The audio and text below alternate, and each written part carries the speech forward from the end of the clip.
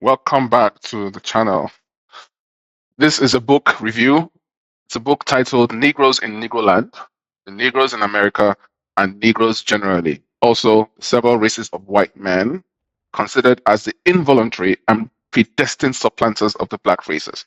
It's a compilation by Hinton Rowan Helper, a rational Republican, author of The Impending Crisis of the South, No Joke, and other writings in behalf of the free and white America. We have some commentary here on the book. A compassion for that which is not and cannot be useful or lovely is degrading and futile.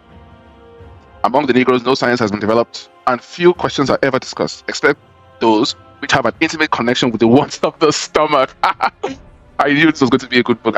I've read this book a little bit before, but it's just now I'm actually going deep into it. Of course, big thank you to Andrew Anglin, Dr. Andre Wanglin of the Hoax Watch, Daily Stormer. Without him, I wouldn't have gotten this book. So it's so fantastic. Thank you guys for recommending this book to me. This is my review. I will give a very brief overview, and then I will also interlace the findings of this book with reality. This book was written and compiled over 100 years ago, and I will do my best to show that what this book is talking about 100 years ago is very much applicable today, showing that these people who were speaking of the subjects of this book are not capable of change, which is why the problem is the way it is. We saw Mr. Beast taking the photo with the children. We saw their faces. We know the general ingratitude of these people. We're going to see all that today, and I'll do my best. This video is going to be a long and difficult video, and I won't say too much, but I am certain that the video is going to come out very, very well, and I'll do my best to keep it as short as possible. That being said, let's continue. It has been proved by measurements, by microscopes, by analysis, that a typical Negro is something between a child, a dotard, and a I cannot struggle against the sacred facts of science. As we would be. Our community might well have shrunk from assuming the guardianship of the Negro. That makes a lot of sense. It's a strictly white races that are bearing onward the flambeau of civilization as displayed in the Germanic families alone. There's a word you have never heard before. What was it? A dotard. I guess that should be some kind of retard.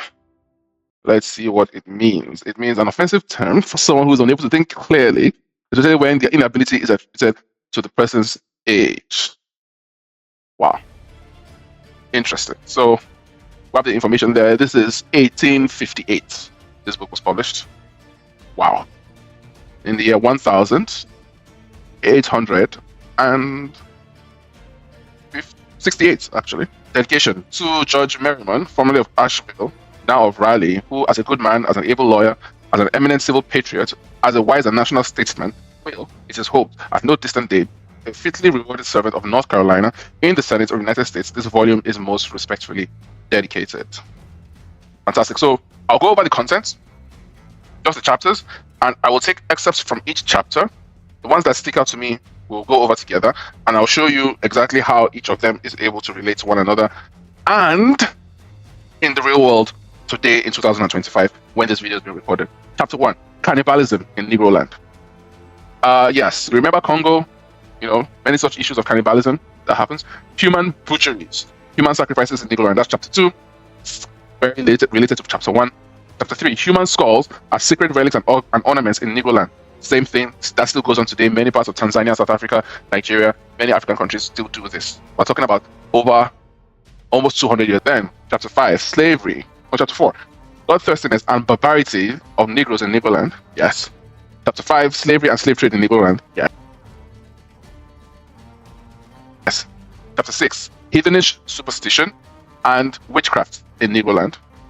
Chapter 7, fetishism, priestcraft and idolatry in Negroland. Chapter 8, rain doctors and other doctors in Negroland. Chapter 9, nakedness, shamelessness and prostitution in Negroland. Whew. This is like 80% of world star hip hop, 80% of black YouTube, 80% of black Twitter when you think about it, Jade Room, all that stuff. Anyway, chapter 10, drunkenness and debauchery in Negroland. Chapter 11, night carousals and noisy and nonsensical actions in Negroland.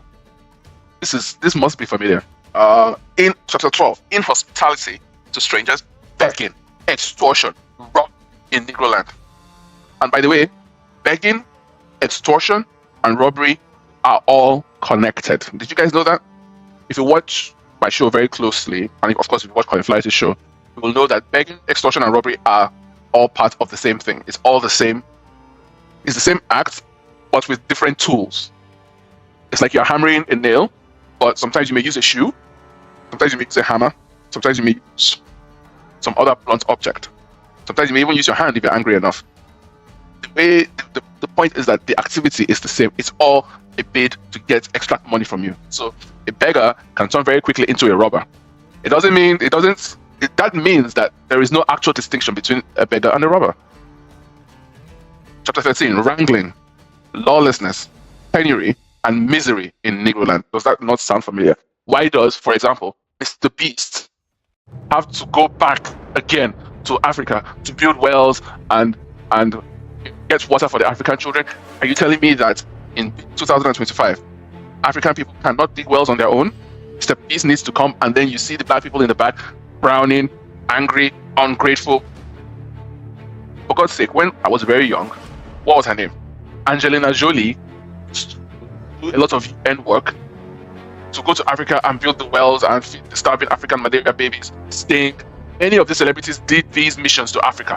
Why does Mr. Beast, a 26, 27-year-old man, have to spend his wealth or his influence doing the same thing that these new celebrities were doing 30, 20, 40 years ago? Bill Gates says he has given about $10 billion worth of charity to African causes. Why does charity still exist? Strange, but that's what chapter 13 is going to talk about. Chapter 14, theft, a fine art among Africans. I mean, do we need to even show you proof of this? We will, but we don't need to. Lying as an accomplishment among the Africans. Again, fast talking, scamming, we know what all these things are. Duplicity and chapter 16, duplicity and venality of the Negroes in Negroland. This duplicity and venality. What is venality? Oh, corruption, all right. Let's see, chapter 17, revolting voracity and gluttony of the Negroes in Negroland. Of course, an easy example is the recent reduction of health and benefits from people, and of course the people who come out to complain, you see how fat they are, prefer to eat junk, and they are very voracious, and they are very gluttonous, and they are very black. Chapter 18, dislike of their own color by the Negroes in Negroland.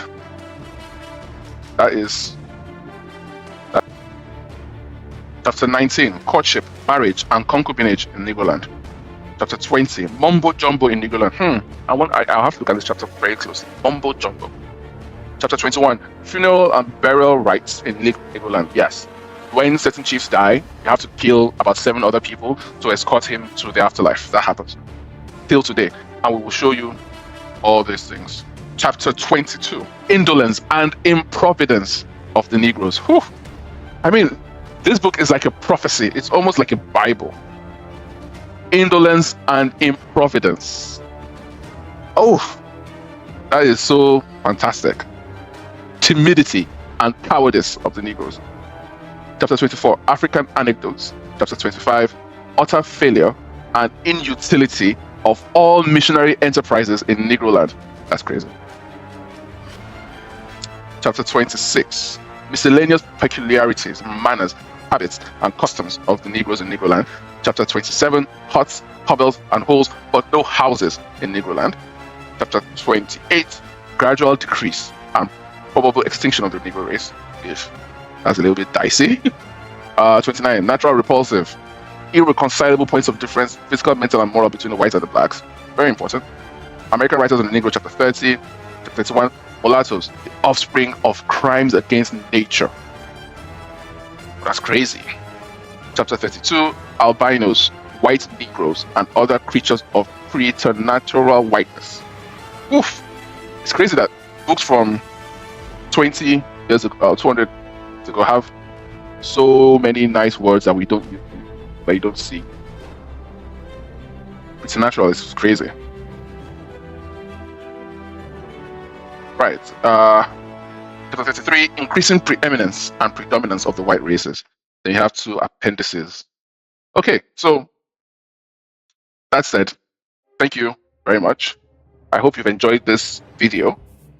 and hopefully we learned a little bit. We're going back a little bit in history, and we've learned that what we're dealing with is a matter that is beyond time. It's over 100 years in the making. What is the solution? Very easy. Hinton Rowan Helper was an abolitionist. He wanted to abolish slavery. He wanted Black people to be free to conduct their own activities in their own nations. And when you think about it, the triumph of the missionaries is literally what saved Black people from themselves. By the time you go through all these things, if these practices, the cannibalism, funeral rites, if all these things flourished, if they spread the way they should have spread, then this final chapter here of chapter 28 would not have been a possible chapter, because that's what was faced. But actually, it was the missionaries who saved Black people. In many African cultures, like, there's some children that were supposed to die. For example, in some parts of Africa, like, it was considered taboo for a woman to have twins, right? So if you have twins, they both should die. Like, that is the prevailing custom. For example, the missionaries and, of course, other influences, they brought up the idea of blood genotype. So you have AA, AS, SS, and people didn't know. Of course, the Africans didn't know. They just had children, and children kept dying. And it was the missionaries and all these other people who came and said, no, you're not supposed to. If you have this blood type, you're not supposed to marry a woman with this type of blood type. So that way, don't reduce the chances of your offspring having this terminal illness. And that alone, really, I think it increased African life expectancy by 40-50%, truly, when you think about it. So invariably, the persistence of the missionary enterprise is what saved Black people from destruction. It has to be said. That being said, thank you guys so much for watching. I hope you enjoyed the video. It's a very long and arduous video to make, but I made it. I'm glad you stayed back here for me to appreciate for watching it all this way. Thank you so much. Leave a like, subscribe. I'll see you in the next one.